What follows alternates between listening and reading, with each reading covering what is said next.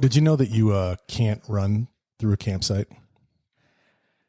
No, I didn't know that. You can only ran because it's past tense. He who laughs last didn't get the joke. That was a good one, Josh. I like it. So my son likes ketchup. Loves ketchup, eats it and everything. So today, you open it. Sometimes it'll like splatter a little bit. He got some in his eye. Now he has hindsight. It was very good. Thank you. Speaking of dad jokes, I want to give a shout out to Carrie DeMont. Sent me this beautiful shirt. I love it. Get a lot of compliments when I wear it in public. Dad jokes are how I roll. Spelled, E-Y-E. Yeah. So thanks, Carrie DeMont. I didn't even pick up on the eye roll until right now. Oh, that's awesome. Yep. All right. So it is, what day? Today's Tuesday. Tuesday? Still Tuesday. Yeah, yes. Tuesday. Definitely Tuesday.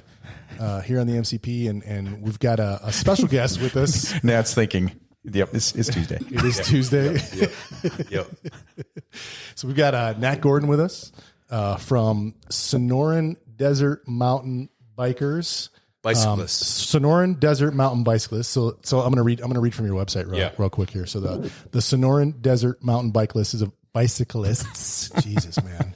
Is a volunteer. It's going to be a good one. Nonprofit organization devoted to the promotion of the sport of mountain biking and views the sport as a vehicle to promote low impact outdoor recreation, conservation, and mountain bicycling opportunities that are environmentally and socially responsible. We work to build, maintain, and protect multi-use, single-track, and mountain bike trail access to the greater Tucson, Arizona region. Yeah, and right. And it's SDMB.org. The only thing you might get mixed up with is San Diego Mountain Bike Association, but that's SDMBA. So keep off the A. Yeah. Nobody Drop the A. Nobody wants the A. Yeah. And you may be asking yourself, what is the Sonoran Desert? So from Wikipedia, the Sonoran Desert is a desert in North America and ecoregion that covers the northwest Mexican states of Sonora, Baja California Sur, as well as part of the southwest United States. It's the hottest desert in both Mexico and the United States. It has an area of 260,000 square kilometers. The Sonoran Desert is within the Sonoran Floristic Province. The desert contains a variety of unique endemic plants and animals, notably the saguaro and Oregon pipe cactus. You like Oregon pipes. The Sonoran Desert is clearly distinct from nearby deserts because it provides subtropical warmth in winter and 2 seasons of rainfall. This creates an extreme contrast between aridity, did I say that word right, and moisture. Yeah, I'm going to give it to you. Thank you. Yeah. That's all right. It's pretty good. It was excellent reading. I don't read very often. Yeah. All right. So go ahead. Introduce yourself, Nat. Yeah. I mean, we're literally feeling that amazing contrast right now. It's like 109 today and Yes. kind of humid. Yeah. That's special. Kind of humid's like 30% humidity for us. Just Yeah. So, hey, thanks for having me, guys. So I'm with SDMB. I'm a board member there, and my title is the Development and Fundraising Chair. But really, we just call it development now because I do help with the fundraising, or I apply for the grants and so on. But I'm also in the development role, forward looking. So, what does SDMB want to be, right? What does our board want to look like? That's one of the missions we've been on lately. Historically, SDMB has kind of been tagged with being a bunch of old white guys, and need some diversity, bro. We need some diversity, and we've been working on that, and I've been helping to recruit. So, and we've been successful in that, and that's made our group more interesting. So, I'm happy to report that. Outstanding. We have a pretty big listenership from females. So, you hear that, women? Yeah. SDMB is looking for some diversity. Yes. We continue to seek female board members, and we now have 4. So, that's good. Yeah, right on. Yeah. That's awesome. Yeah. So that's one thing I've been up to. Another thing is looking at how we do business, how we even things like membership software, like the tool that we have that we're using that you read the website about. I might get in trouble if that company hears me say this, but we can cut this out if it's bad. We're looking for a better solution, and this is kind of the thing with being in we're all volunteers. Nobody's getting paid. Yep. We had a paid executive director for a little bit a few years ago, and then that person decided it wasn't a good use of the company of the organization's money. So he stopped drawing his salary. Right. But anyways, so I said, hey, let's get a better membership software. And if you say something, then it's like, well, you got to go do it. You can't like delegate as a volunteer. As a volunteer, it's like, and you got to think about every idea. Yeah, it's like hey, you know what we should do? Oh wait, never mind. Yeah, never mind. Yeah. No, it's not. I was bad. It's idea. a boomerang. Yeah. So I'm out procuring a nonprofit centric, CRM, like Salesforce for a nonprofit, so we can better manage our partnerships, our sponsors, our donors, and do more with less. So that's one of the things I'm up to. I think the reason I'm invited here is because I am leading a project within an SDMB out on Mount Graham in the Pinalenios Mountains, which is in Graham County. About, depending where you are on the mountain, it's between an hour and 45 and 4 hours, I would say, to get to deeper parts of the mountain. But most of where we would go to ride, I would say, is about hour and 45 to. You're talking about from Tucson. From Tucson, sorry. Yeah. Good clarification. Yeah. Assuming we're leaving from Tucson, central Tucson. Yeah. Yeah, hour and 45 to like 3 hours. Yeah. And if you're not familiar with Mount Graham, I've spent a lot of time. Lacey's family has a cabin up there, and Lacey, my wife, grew up there. I spent a lot of time on Mount Graham. I actually named my son Matthew Graham. His middle name is after Mount Graham. Pretty cool. Yeah, after we backed away from naming him Hazard Matthew, we were going to call him Hazmat. That was a last-minute decision to go with Matthew Graham. But in addition to the great potential for trail mountain biking on Mount Graham, it has some really unique road riding. And we were talking before the podcast started. It's like Tour de France riding. It's the kind of riding that you see on television. It's the crazy, 180-degree switchback, super steep, paved, good, and very, very little traffic compared to like what you'll see in Mount Lemmon. So if you're a road rider and you haven't been to Mount Graham, I know they do the Mount Graham hill climb every year. There's a lot of awesome road riding. So bring your road bike and your mountain bike, go visit Mount Graham. Absolutely. I think it's a 6,500 foot sustained climb from down at the general store up to Shannon. I think it might just be to Shannon. It right? might be. Yeah. And then and you can go up to Heliograph if you're willing to do the gravel grind up to Heliograph. That's another 2 miles and 900 feet. Yeah. So, you're over $7,000 sustained. Yeah. Yeah. It puts you in the hurt locker for sure. Yeah. So on the website, it mentions reopening the Mount Graham trails. What does that mean, reopening? Does that say that on our website? Oh, I don't know. What website you're referring to, bro? The SDMB, as far as build and maintain. So this is one of the committees called Trails Love. Oh, yeah. Committees. Yeah. And it talks about build and maintain mountain bike trails, the Enchanted Hills, Explorer, Portal Trails at Kennedy Park, reopening trails on Mount Graham. Yeah. Yeah, so that is true. I just didn't know that said that. I should know that. So thank you for pointing that out. Hey, you're a volunteer, man. It's all good. Yeah, right. So let's just back up on Mount Graham, though. So it is 10,700 feet at its highest elevation, and the Safford Gila Valley is about 3,000. It's 7,700 vertical feet. Yep. Wow. It's the most prominent mountain in the state, even though, what is it, Humphreys Peak up in... It's actually higher. Flag is higher. But you're starting at a higher elevation. This is, and it's the largest of the Madrean Sky Islands, or tallest, sorry. Yeah. Which is this. You probably need to explain what a sky island is for our listeners. Yeah. So am I going to say this right? It's an archipelago, right? Yeah. And so there are these scattered mountains kind of in between the Rockies. Oh man, I'm going to get roasted if I get this wrong.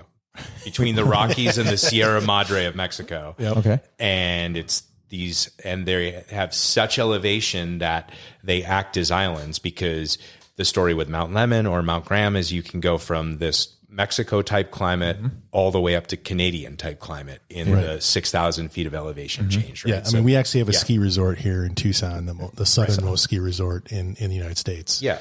Which is crazy. People think about Tucson, Arizona. You guys have a ski resort there? Yeah. And it's not the best, but when you get 2 feet of powder, it's 2 feet of powder. That's what I say. Absolutely. Yeah. And like I did this winter in January, I rode prison camp mountain bike loop in the morning, and I went up and skied in the afternoon. Perfect. No way. On the same mountain. That's pretty cool. I think I saw that post on Instagram. You're walking through the snow, like hiking your bike. Oh yeah, on through bugs. The Yeah. That's what it was. Yeah. So that's pretty impressive. Yeah. So that's really cool. So yeah, Graham is unique, and it's a lot of it's burned, but there's a lot more intact, kind of big spruce forest up there than Mount Lemmon. When was the fire? They had a fire. What was it?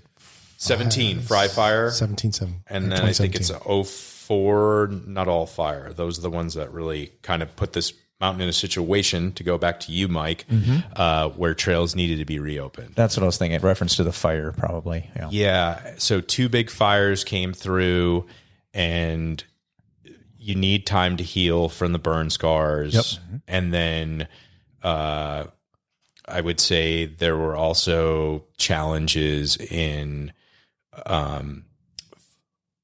trail maintenance initiatives, right? Whether it was volunteers coming in or just the Forest Service having the funds to do it, right? So, and it's a small community there. It's not like Tucson. I think like the whole Gila Valley is like 30,000 people or something, right? I mean, Tucson's over 1 million. And I would say the amount of damage that was done, this is important. The fire burned so hot in places like Grant Hill, which is up at about 9,000 feet, which used to be a mountain bike kind of centric the zone. Grant Loop. Yeah, we used to ride that all the time. And Webb Peak, they had to bring in, I was just told they had to bring in a special like severe burn unit to evaluate with Webb Peak to like both study and try to assess what happened to the earth and the vegetation there and the wildlife, because it burned so bad. Oh, wow. And then I hadn't heard that. Yeah. And then with that, you've just had horrific years of blowdowns and deadfall just keep coming and coming and coming. And they're honestly finally just in some places like Arcadia trails, just stabilizing, starting to stabilize. So yeah. And to go back, like Webb Peak and some of Grant Hill were cleared out 2 years ago. And because they've got so much deadfall, it's like rows of dead logs again that need 10 chainsaws. That's fun. Yeah, I would imagine some erosion happens as well because of that. Oh yeah, there's blown out trails all over the mountain, all kinds of stuff. Yeah. So an example, we don't want to get too into the weeds of this, but Arcadia Trail, which is an national recreation trail, which we're working to restore. The corridor is open, but it does need improvement to get it like, more all abilities riding. There you go. But at the bottom of that trail, there used to be kind of a gentle creek crossing, and due to the burn and the monsoon floods coming through, it's now a 60-foot chasm. Wow. They had that.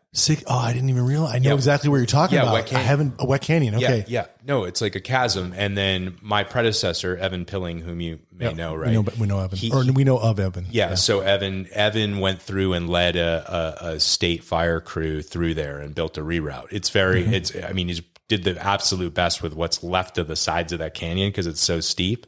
But a reroute had to be built in there. When we first started going in and working on Arcadia Trail, and I'll get into the history here in a minute, this will be a good segue. Segues are great on the radio, right? Yes. Yeah. We prefer awkward silences, but segues will work today. Okay. Well, I'm coming. I'm in development, and this is some process improvement. Yeah, right on.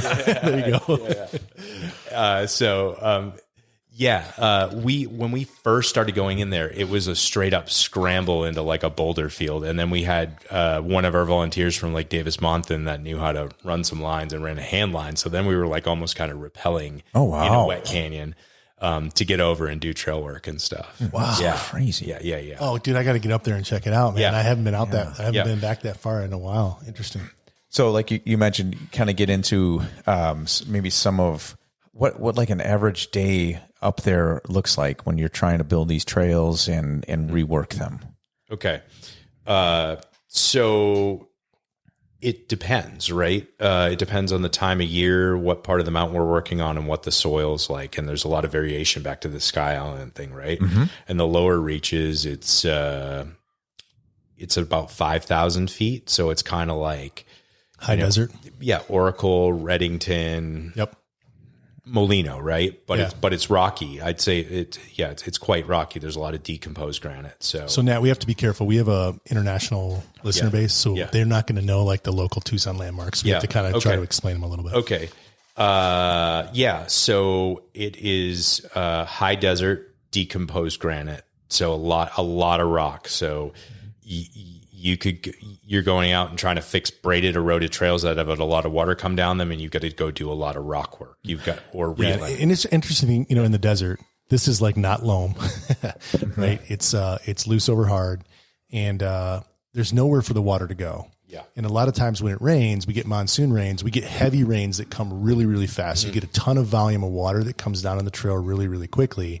And that water is not able to the ground is not able to absorb it. And if you have specifically, if you have a trail that wasn't designed to deal with like watershed, Sure. right. You get, the trails make an excellent place for the water to follow. And so typical, they'll follow that line and then they can just wash out. In one monsoon rain, you can like wash out an entire trail. Sure. Thank you, Josh, for giving that context. Yeah. So they can become creeks, right? Or water flows. Yeah.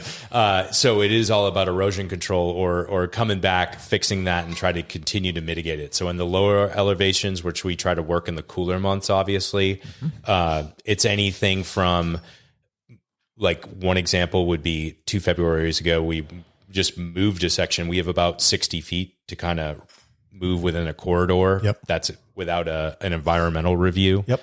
And we moved a trail over about 15 feet to an area because we're like, the trail is literally the drain now. So let's let the drain be the drain. Let's just go build a new drain. We're going to go uphill a little bit. We're going to build a new, smoother curve here. And then, but we still had to, leading into it, build these things called check dams, which are basically these embedded rock water bars, So some engineering at intervals. Yeah. And that was a weekend of working on maybe 60 feet of trail, like the whole weekend. 8 people the whole weekend. So, okay. Yeah. So, So slow work. Can you, if you're okay, can you dive a little bit into check dam? I've seen these. I called them water bars, but I've seen these on the trails, and I don't fully understand like why they were set up or what they're used for. Can you help me understand that? Yeah. So I'm not the super expert on check dams, but as I see them, it's in areas, and there's actually a great video series I can share with you that the Arizona Trail Association put out, and it's called like Trail Skills Essentials. Yeah, I think we had Matt Nelson on from ATA. Yeah. So I think Matt talked about that as well. So we'll put that in the show notes, guys. And I think that's under their topic of like more advanced erosion control. And that's essentially when you're in a situation where Josh, you pointed out, you can't avoid the water flowing down it. Yeah. So you've got to build, they're more or less like steps that try to slow it down. Oh, okay. Yeah. Yeah. Check dams. Yeah. Okay. And they're probably 1.5 feet tall, maybe. Yeah. So it's almost like you're riding down. When you're riding down, it's like you're riding down stairs. You got to jump down them. We try to roll them as, make them as round as we can, and but that kind of defeats the purpose a little bit, right? Yeah. Well, you've got hopefully some off camber water flow going off when it gets up to it. So then, not have it too abrupt. So those are check dams. So how did you learn about all the details from check dams to the 60-foot area that you mentioned? Corridor. Thank you. Corridor. All these details that must go into it that when I'm riding, I don't really notice. Sure. So to go back, I was kind of an assistant trail coordinator, crew leader for the Mount Graham thing that SDMB was doing. Evan Pilling was the lead, and Evan's a professional trail builder and also has had years of experience engaging the land managers. So you apprenticed under a master, effectively. Right. I was very fortunate to apprentice under him. And he was very clear at letting everybody know when we were out on trail, like what's right or wrong. We can move it. We've got this much room, and in this area, that whole scenario we're talking about, the check dams, the realignment, knowing we could move it that far, learned that all from Evan, him cascading down both his knowledge of construction and the rules of engagement with the land manager. Mm-hmm. Very cool. Yeah. So you spend a lot of time working, engineering, building trails. Do you spend more time building trails or riding a bike nowadays? In general, or when I'm at Mount Graham? Well, no, it was interesting. So I think part of why Mike's asking this question is when we had Tucker and Patrick on from Angel Fire. Tucker said, I just fell in love with building trail. Sure. And I'm almost more in love with the trail building than I am with the riding. Wow. He's like, I'll ride my bike to like test out the jump that I just built. Yeah, sure. And he asked him like what kind of bike he has, and he didn't really even know. He was like, I don't know. It still works. So he doesn't even, like most mountain bikers, they could tell you every single ounce and part and whatever on their bike. Yeah. But he was like, just a lover of the building process. And frankly, he was the first person I've ever met that said that. Most trail builders I've met are, badass cyclists, love cycling, and and that passion kind of feeds each other. Where do you fall on that spectrum? Great question. So I don't consider myself a trail builder totally yet. Like somebody at the gentleman you're talking about, Angel Fire, because like he's probably designing something and they're getting the X out there and really doing it right. I'm doing more restoration, right? Okay. But I do. There are improvements. I'm starting to dabble into maybe what would be considered construction, like when I'm shaping some of these corners. But anyways, to answer your question, I still very much love riding. I do ride less, but there's a reason. There's a benefit though, and it's not so like I love doing trail work, but I find that if I ride less, I found before I was doing trail work, I was over riding and it was becoming like kind of a hamster wheel. I wasn't enjoying it as much. Like I was just riding too much, I was getting bored of trails. Sometimes you got to take a break. Right. I appreciate it. I know, right? It's like when I leave my wife for a week and I come back, I'm like, oh, I really love you. Yeah. And just like that. Just kidding, Lacey.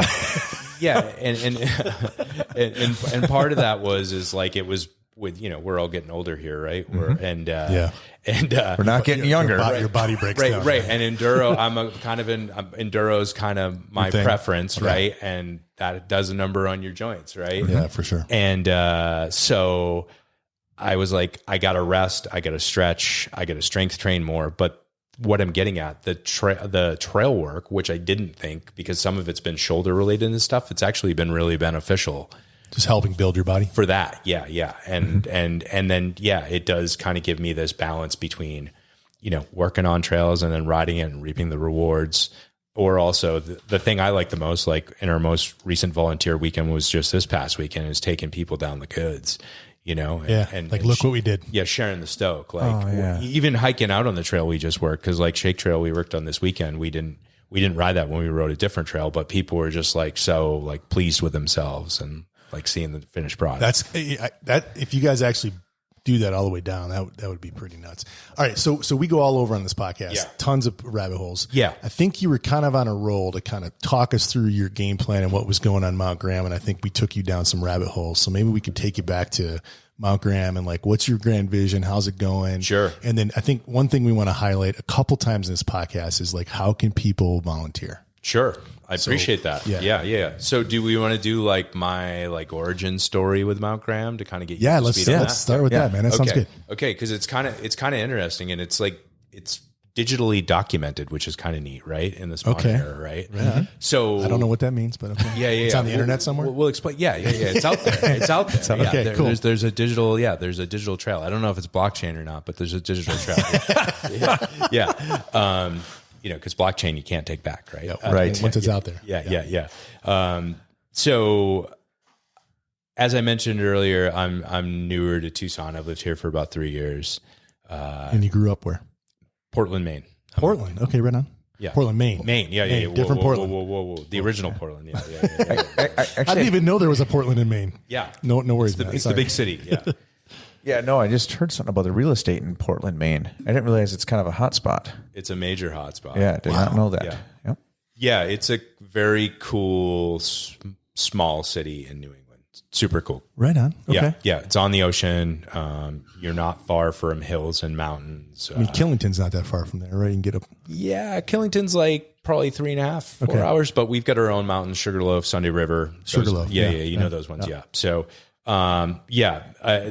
it's an old, New England city, so there's not a lot of room for housing. It's pretty dense, right? That's why. And it's gotten hip. People moving from Boston, New York, wherever, want to go live the good life. Maine, the way life should be. That's their motto. So people are tapping into that, right? Nice. Right on. Yeah. Anyway, so for Portland, Maine originally, but prior to living in southern Arizona, I lived in the Bay Area, mostly in Oakland. For about 15 years and got into trail kind of advocacy and volunteering with trail work with the Sierra Butte Trail Stewards. Yep, I was looking at your show. Yeah, and they're the guys that bring you down Eville and all that kind of stuff. If you're familiar with that. Yeah.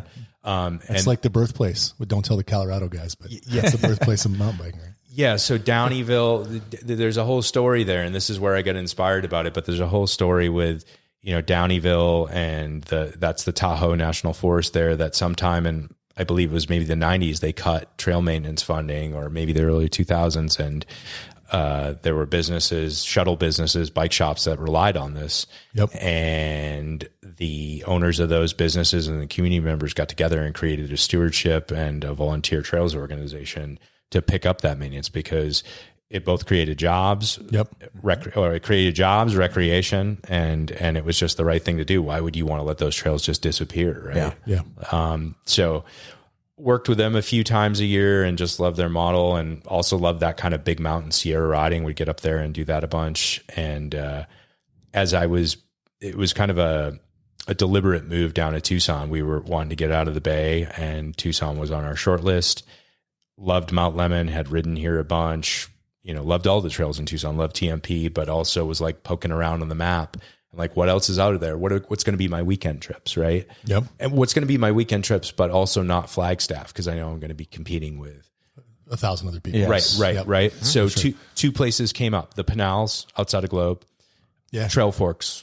Great. I mean, Pinal, and actually, when we had Matt on, he was talking about some of the Arizona Trail, and some of the hidden gems on that trail are up, in that direction. So. Sure. Okay, just to back up. So you guys pick where you're going to live, based on the mountain biking? Well, how else would you find a place to live? I know that's where you pick your house location. My house has to be within riding distance of the trail. Yes. That's what I'm hearing. Yeah. So there's a heavy weight bias on cycling. Yes. For sure. Very cool. Yeah. Does your partner ride as well? She does. More like hardtail cross country MTB and gravel and road. Cool. Yeah. But it's good. Yeah.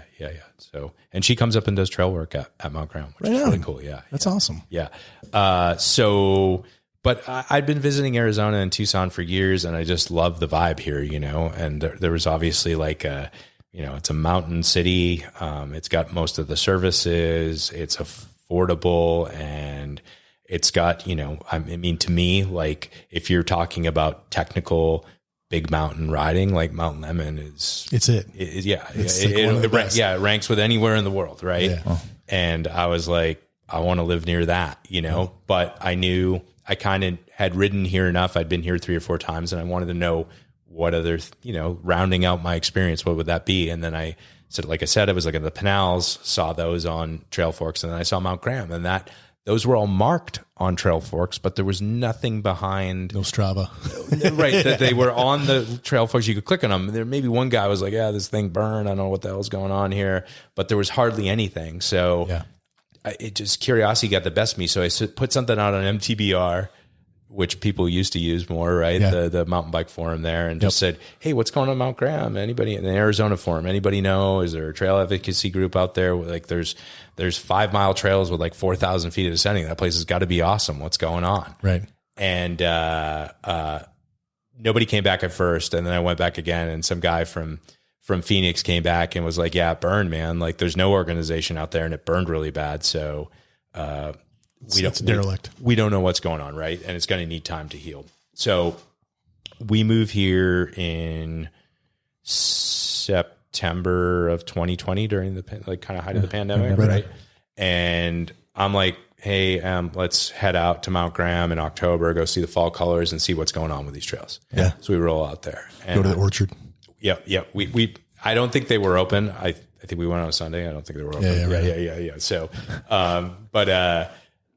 so we rolled up, and I tried to ride Arcadia, and I got a mile into it, and it had a number of 24-inch down trees diameter. Yeah. And literally aspen saplings growing in the middle of the trail. Middle of the trail. Yep. Yeah. It's beer time. Oh yeah. He wants an IPA. Right. Yeah. Thank you. Sorry. You want me to go get you one while we're... No. We're good. But okay. I am not looking a gift horse in the mouth. I don't want to be associated with that. Thank you, Mike. Yes. So try to do that. And what was funny, this is so futile. I had like my little handsaw with me. I cut out a couple saplings, felt good. Did something. Chucked them out of the way. I'm like, cool. I'm going to make a comeback, man. So rolled out of there and then went down and tried to ride Upper Ladybug. And I know another trail on the mountain that looked like it might be a good mountain bike trail. Yep. And people had ridden these. There was a little bit of beta that people had ridden these out there on the interwebs. Got down that one, ridiculously short switchbacks, ones that you would just want to ride down the middle. And then, that situation was scrub oak growing right into the middle of the tread. Yep. So I hiked back up it. Both situations, I hiked back up the trail. Never made it down to the bottom. Never made it down to the bottom. So get back to home base and go on a local Facebook group here, Tucson Mountain Bike Conditions. Yep. Put out a post. Hey, went out to Mount Graham. Here's what I saw. What's up? And then that led me to SDMB and Evan. And Evan was like, hey, I've actually been thinking and talking to the Coronado Safford District about getting a volunteer agreement. But his thing was, I need people to actually be interested to support it. And what happened from there is I was like, I'm all in. And other people said they were interested, had ridden there 20 years ago. Yep. And Evan went and got a volunteer agreement with the forest. In like 2 weeks, they turned it around. So so they were hungry. They were hungry for help, basically. Yes, absolutely. So that was third week of October 2020, and we were out there working second week of December. Nice. It was a super drought year, so we were able to actually work Lower Arcadia in. Yeah, because typically the mountain. Yeah. So in Southern Arizona, we have 8 months of awesome weather. We have 4 months of awful weather. That awful weather is here in the summer. And really, we just go ride at 5 a.m. or you go do a night ride, and it's okay. Just during the day, you don't ride. You're gonna scorch yourself. But it's unusual to be able to go up that high on Mount Graham in December because there's snowpack, basically. Yeah, exactly right. So it was a dry year. It was still cold, but during the day, because of the Arizona sun at elevation, even in the winter, is still pretty warm, even though it's 45 or 50. Feels warmer than that. And that trail is mostly east facing. So you're right in that morning, afternoon sun. So we worked out there all winter. And I can show you guys pictures, but the trail was completely grown in. Like, manzanita, oak. What was this trail? You said this, but I forgot. Sorry, this is Arcadia. We started. Arcadia, okay. Yep. And fully grown in. So we went in and brushed it out over a few months, and then. And you're starting at Arcadia, working up to Shannon, or what were you doing? Exactly, starting at Arcadia, working up to Shannon with the goal of brushing out the whole corridor, and then getting into tread work. And we're doing some of that too. Yeah. So can you explain the difference between brushing and tread work? Yeah, that's a great question. So brushing is the removal of vegetation from the trail. And the standard is a 6-foot corridor, which we usually measure by just putting your arm's length out as far as you can. So you want to get the brush back to there. I guess there's also a horse standard 10 feet high if there's horse traffic or use on the trail too, right? Because you want them to be able to clear it. Yep. So how does brushing work?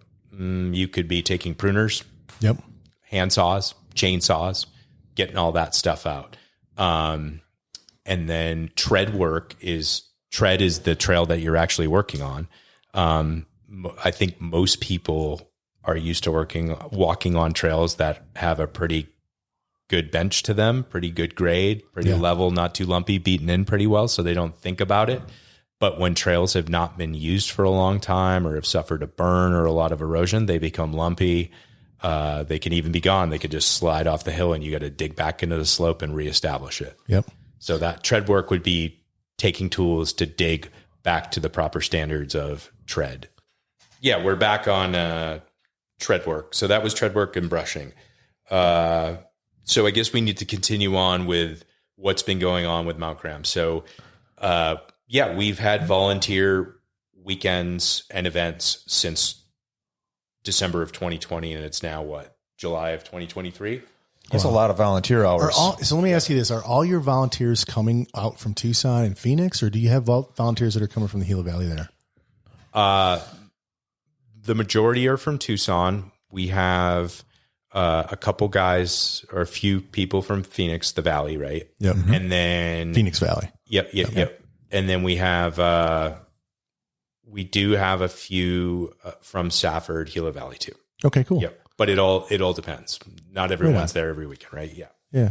Yeah. But I would say probably 80% Tucson, 10% Phoenix, 10% Safford. 10% Gila, Safford. Yeah. And do you have a relationship? Like, I know they have a bike shop down there next to the Ace Hardware in Safford. I've talked to that guy. I can't remember his name. It's called Hot Wheels, isn't it? I think it might be. I don't know.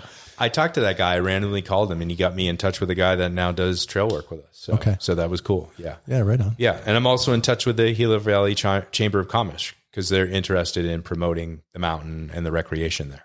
So we have a lot of like connections into the community there. Yep. So maybe we can leverage those connections, see if we can like dig up some more mountain bikers. Cause I can tell you that like a lot of the folks that we talk to, I don't think they know what's going on. Yeah. I sense that too. There's a little bit of it. But yeah, anything you could do to connect us with more peeps, we'd love that. Yeah, for sure. And ultimately our goal is to establish, and it doesn't have to be mountain biker centric. It's better if it's not actually, right? Yeah. Much better. Yeah. Because more users. Because in reality, mountain bikers are not the majority users not on Mount Graham for sure. Yeah. By a long shot. So, we would like to help incubate and develop and even equip, and whether that's a tool cache that the Forest Service provides or whatever, get a local crew in Safford going because, they would just have more flexibility because they're 30 minutes from the mountain instead. Kind of turn it over to them for some, maintenance point, and augment. Ideally, yeah. And we still want to be a part of it, but ideally it should be owned there and run there. Yeah. So you're going on 3 years now on this project. It sounds like, if I did the math right. You're correct. Yeah. So what kind of progress have you made? How many miles, I guess, and trails, and then where are you going in the next near term? Sure. Good question. So we're 3 years into it, but what's interesting about trails, right, is that, and it's been interesting weather since this project has started. So we went from the worst drought in the history of Arizona, or the driest year, to the wettest, to like a 50-year monsoon, and then another really good one, and then an epic winter. Right. So you're redoing. So that's, if you want to talk about one of the biggest pains of being a trail person is watching it grow back in or blow out. And you're like, we just did that. And you're out there with someone like you, but we did it. I swear we worked on it. So two things, right? Use as work is what I'm going to say in response to that. So Mount Graham doesn't get a ton of use. And use actually helps bed the trail in and establish the trail and stop the vegetation from growing. Feet beating the trail, right? So I got kind of asymmetric in my approach. I was more like mountain bike centric, just updating trail forks. But now I'm out there going to hike AZ all trails.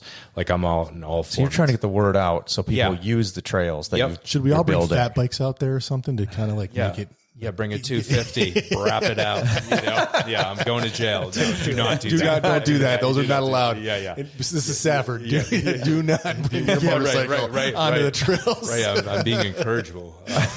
But you can have a fat bike with mechanical. No engine. Yeah. So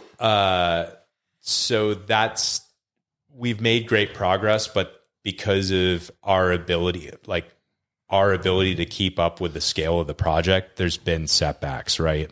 So to give you an idea though, what we're focused on is a flagship route called the Graham Cracker. Oh. Yeah.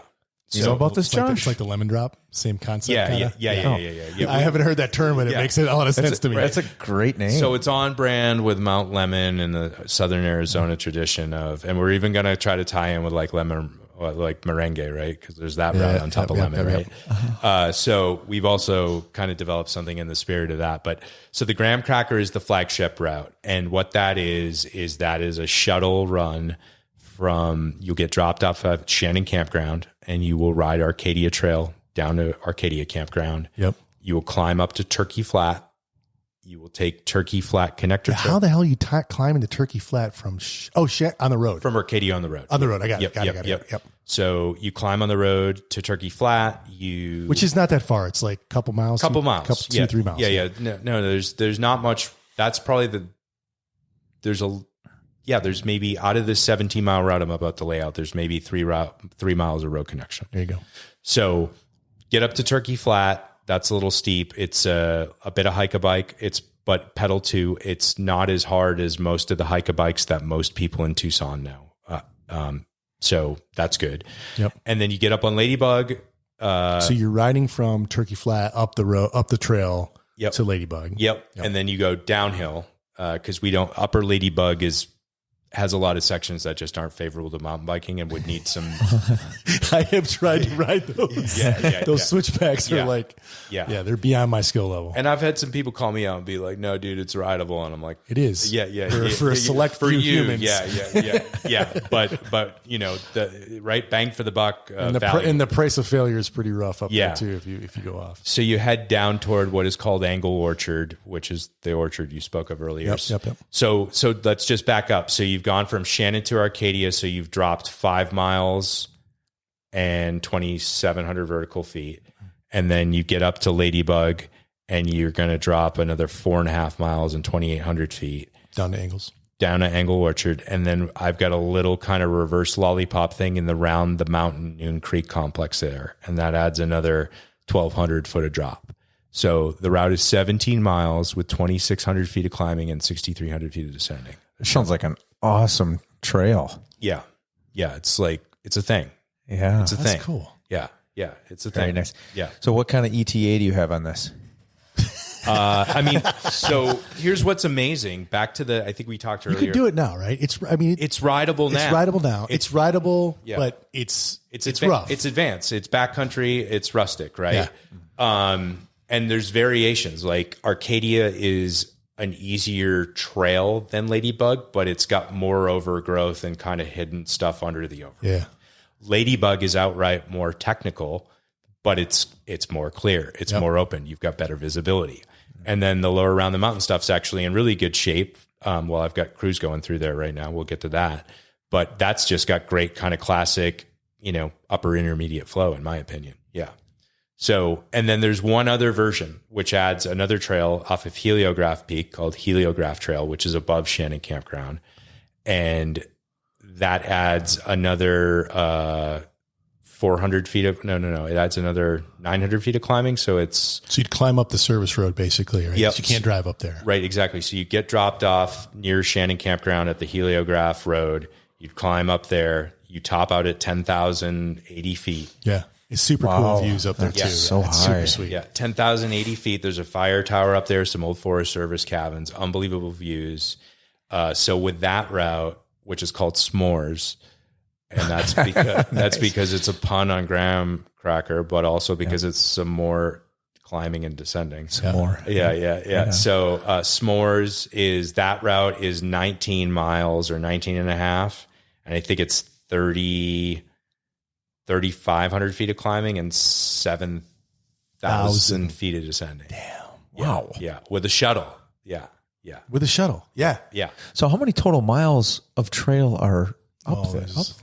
A lot. There's probably over 50, but we're kind of in this off the Mount Graham Highway, which is called the Swift Highway, main access point. We're kind of really tied into that. We're trying to do the most kind of like, so you can shuttle, right? Shuttle, easy logistics. And there's a lot of spots where people can jump in different areas there, right? Yeah. Too, so. These can be 3 different rides. Yeah. You don't have to do this massive thing, right? Yeah. And then there's another trail we're working on the backside, which is Shake, which is a longer shuttle. That's probably an hour shuttle around, but that's a 5 mile, 3,000 foot descent. It ends in a campground. It's Fort Grant, right? Doesn't it end down in Fort Grant? Stockton Pass is Stockton Pass is named the campground. Yep. So the logistics are a little tougher on that one, but because you have to go around the backside of the mountain. You have to go around the backside of the mountain. But what we're going to be looking at when we're kind of, get through some of the work that's coming up that's being done with both crews and our own work is that we'll be aiming to, sponsor shuttle days so you don't have to deal with that. So, that's interesting. So you go out and, maybe one day you absolutely could do the graham cracker or S'mores. So and then add on Shake, and you'd have a 10,000 foot descending day. Wow. It's a good day. Yeah. Yeah, because you can get picked up at Angles Orchard and then just drive you back up to Ladybug, and you can jump on Shake right there. Right. And then have the van come around and meet you. Yeah. Yeah. And the reason Shake rides well, so it ends up in a more remote place, but it's a good trail. So, and it's a 3,000 foot descent. Huh. Interesting. So what is on the horizon as far as you mentioned, you have some crews helping clear all this and the next steps. Mm-hmm. So every time you go out, you've got like what kind of crew, how many people out there helping you out? Yeah. So we've had a number of weekends this summer. I guess we've been doing them since, well, actually spring through summer, but I really got ramped up kind of marketing them more to the public in summer. So we've had Memorial Day, we had one in June. We just had one in mid-July, and we're going to have one in mid-August and then early September. So all of those have had between like 10 and 15 people. There's still room for more help, though, if people want to sign up. That's true. Absolutely. And you don't, you can actually go out to Mount Graham for one night if you want. You could go out for the day. A day is actually doable. It's a pull, but if you don't have a whole weekend and you want to go for one overnighter, come out and do it. And we always provide free camping. And we work like this weekend, we were going to be at Arcadia Campground, which was going to be probably in the 90s because of this heat wave. It's too hot. Oh, yeah. So we moved it up to Shannon, up to 8,900 feet, because we want this to be fun, and we want you to be like, okay, I'm going to go out there, I'm going to get out of the heat, and I'm going to get to do some trail work, and I'm going to get to do some riding. And we always ride too. It's not just like we beat you down out there. Mm-hmm. So those are SDMB led volunteer weekends. But what we've also got going on is the Forest Service has funds to recover from the Fry Fire, and they are allocating a variety of resources to get trails open, so to do the work that's just too big for us and try to get to a level set. The idea is here that we get the trails to a level set, so volunteers, a mix of volunteers and resources from the forest can keep up with the maintenance year over year, so you don't have the degradation of quality. Right. So what's going on right now, which has happened quite recently, like just this last week, I ended up staying. I did a volunteer weekend this weekend, and then I stayed on Monday to meet with some state fire crews that had been allocated with some of this money for the Fry Fire recovery. So there's 40 people out working on the mountain right now. Wow. Opening up every day? 312s a week. 312s a week. 312s a week. They're camped out. Yeah. And it's just for the trails that you guys are working on. That's in the restoration from the fire? So there's a mix. Like Arcadia Trail, they can't work on because of wildlife spotted owl restrictions. Oh, yeah, right. Ladybug is out of the burn scar, so it doesn't count, and that's kind of our baby. We've adopted that. Mm-hmm. It's in good enough shape. We really don't need crews to go through there. So then, because this isn't just Mount Graham's restoration isn't all just about mountain biking or SDMB or Nat's wishes. We want the mountain to be open because it's important. It's a great place to go, and people miss it. So like when we had the ability to kind of influence the direction of these crews, we took feedback from the community, and they're opening Webb Peak Loop, which is a trail was severely burned and has been very hard to keep open. They just got that cleared out, and a section of Ash Creek. And then they're going to work on what we spoke about earlier, the Grant Hill Loops. Those are not things SDMB is super focused on now, but they have value because when you're on the upper mountain, as just a few weeks ago before these crews started working, there weren't many places you could go on a contiguous, short, fun hike without tons of deadfall. Yeah. Yeah. And if you have bros that like can't ride the downhill stuff, right, just put them on Grant's Loop, and right, they can like do circles for an hour and come pick you up down at Angles Orchard. Right, exactly. And so we've got crews working on that. And then in the fall, when the restrictions lift, then we will be getting some contracted nonprofit resources. So not government trail crews, but also not for profit, because the Forest Service has rules. They either have to be, in most cases, government agencies or pre-approved nonprofits to do the trail work. Okay. I didn't realize how much coordination really is involved with these projects, from government entities to managing volunteers and laborers. Like when we were talking to Patrick and Tucker, and they're like, hey, this is private land. We can decide in the morning what we want to do in the afternoon. Yeah. That can be months and months to get approval for on public land. Yeah, exactly. And there's also some level of unpredictability as to when we'll get the crews, because the type of work we're having them do, which is restoration. So there had been some money that was allocated to these state crews to do the restoration, but then they were moved off. They were working on there 2 years ago. Then they were moved off to do thinning work because there was more of a demand of that, right? So what's thinning work? Yeah, thinning work would be going out. It's proactive versus reactive. So Fire management. Yes. So making sure if there's too much fuel, which is downed wood and debris, you got to get that out of there, and you got to create these piles that they'll do prescribed burning on. So they're going out and doing that. Very cool. So switching gears a little bit, but related to what we were talking about here, is on SDMB's website. It talks about, and you alluded to this, the diversity and inclusion. And this is on the outreach committee. There's a call out for folks to help out on the 4 different committees. Sure.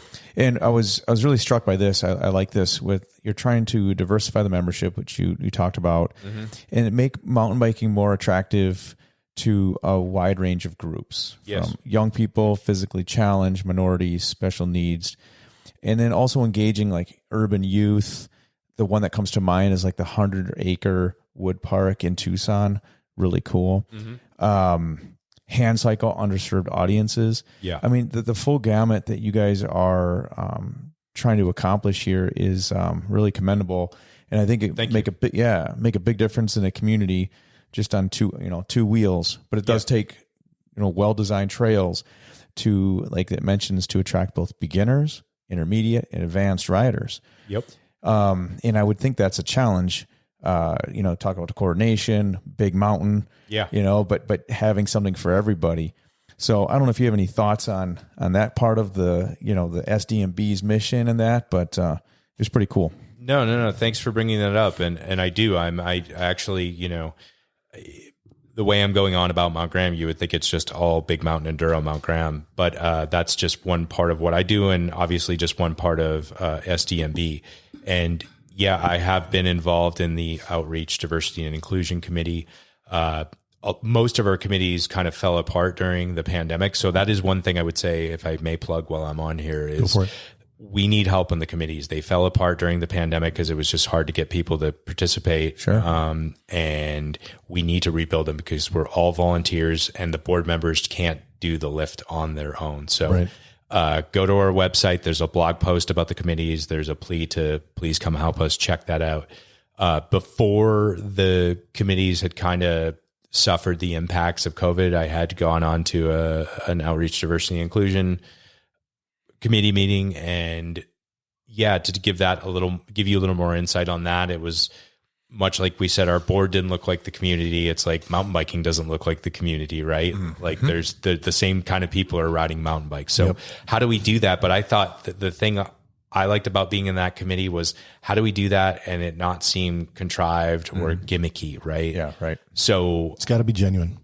Right. And that's through recruitment of folks that, do have the ability to reach folks that may traditionally not be involved or interested in mountain biking or have access or whatever. So we're working, when we had the committee up and running and we're rebuilding it now, we have folks on the committee that are doing that. And we're going out and saying, hey, how can we, what do you think will interest people that are in your community or you think are underserved?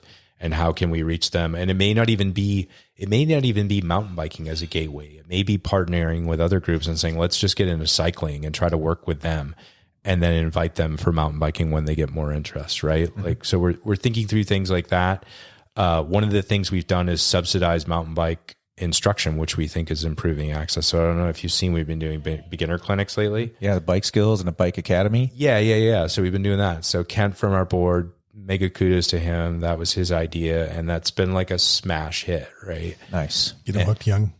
What's that? Get them hooked young. Yeah, exactly. And it's been all ages. Actually take that back. I think it is like 12 and up. So we haven't done youth camps yet, but we have a good relationship with El Grupo and they do stuff like that. Yep. Nice. Yeah. So, can you get me back on topic here? No. Well, okay. Let me just dive down for a second. So I think we have some folks that have been guests that might be able to help you with that objective that have kind of like their own organizations in Tucson that are diverse. And I'm thinking like Genuine BMX. And then I'm thinking about Ride Tucson and Jesus from Ride Tucson. So maybe there's some relationships and maybe we can plug, if you guys aren't already plugged into those guys, we can help you guys get plugged in and maybe help with that objective. Yeah. I feel like everybody knows everybody, but we may not be asking the right question for that particular purpose. Right. Yeah. So that's awesome. Yeah. And that's the thing. Like, you don't have to join the board. You don't have to give up your life. Could you come to a couple committee meetings and give us feedback or guide us if you want to be on the committee long-term? Cool. Yeah. If not, just give us your thoughts. How many members do you guys have right now? Do you know? Roughly 300-ish. Wow. Yeah. That's a big organization. Yeah. And the other part of that on the committee is the advocacy.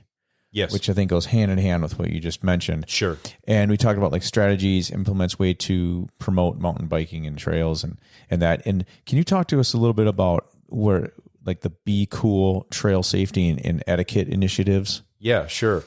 That's been a long-standing campaign of SDMB's. It is, Be Cool is the slogan, but I think it's, the way I take it is treat others how you would want to be treated, right? And if you had a mountain bike barreling down at you and, buzzed you, no one wants to be treated that way. You're not going to like the next mountain biker you see. Right, right. Yeah. And behind that is the way we talk about Be Cool. And the bike ambassadors are, we can talk about that too. They're kind of an offshoot of that. Yeah. That's a newer program, but it's about good etiquette, good behavior, being cool, right? Yeah.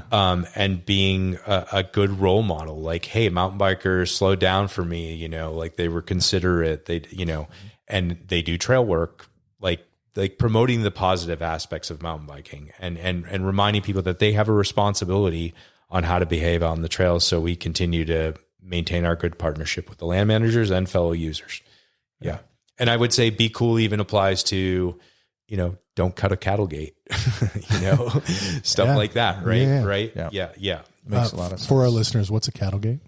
It's out here you guys, I'm not from the Southwest, but they're called cowboy gates, right? The ones that are made of like the sticks and barbed wire. And essentially they're a gate that it's pulled over a section of trail to prevent the cows from getting through. Yeah. Cause we have open grazing on some of the trailers. So in some cases we'll come to a gate that's just basically barbed wire, and there'll be like kind of it's a little like, I don't know, rinky dinky the way that it kind of connects, but you have to unhook it, pull it aside, get your bike through, and it can be and close the gate 5 again. minutes, but open it, don't damage it, put it back the way you found it because it's there for a reason. Right. Yeah. They're complex, right? If you're not familiar with them, because you got to kind of stretch this barbed wire, maybe you might get cut trying to do that. But in general, if you're patient and take the time, you can figure it out. Yeah, I think it's it's one thing to leave it open because you couldn't figure it out or you didn't want to deal with it. It's another to just cut it, right? Yeah, don't cut it. Right. So, that cutting the cattle gates being uncool. Yeah, being uncool. Right on. Favorite part that I have to share on the website was the compensation. Oh yeah, that's a good one. Yeah, it is. The pay, knowing that you are making Tucson a better place to ride, priceless. Yeah, I agree with that. So, none of us get paid. Folks work hard. They give a lot of. I mean, I like on a Mount Graham weekend, I have people. We tend not to haul the trailer because it's just that road. Unless you got to bring it, you don't want to bring the trailer, right? So we load up tools in people's cars. I've got a compact SUV. I can get some tools in there. When we get a bigger crew, I need somebody to come by with a truck. So people come by with a truck. They load up the Easy Up. They load up the tools. They load up the cooler. Like they're making time, right? And then even people when they're out there, because we want to take care of the volunteers, especially the newbies, we're out there shuttling them, So there's a lot of work, or people going up and setting up the Be Cool trailer, the Be Cool tent at the trailhead to let users know that mountain bikers want to be a positive influence on trail use and tell people about rules of the trails. Another thing would be our bike ambassadors, which is that program's about 2 years old now. So it's not a patrol. It's just, it's a patrol, but it's not enforcement, right? So there's no, they're just out there to make sure people know to be cool aren't lost, if they need directions, need help, something like that. And also just to kind of keep an eye on trail conditions. They're looking out for the trail, looking out for the users. Exactly. Yeah.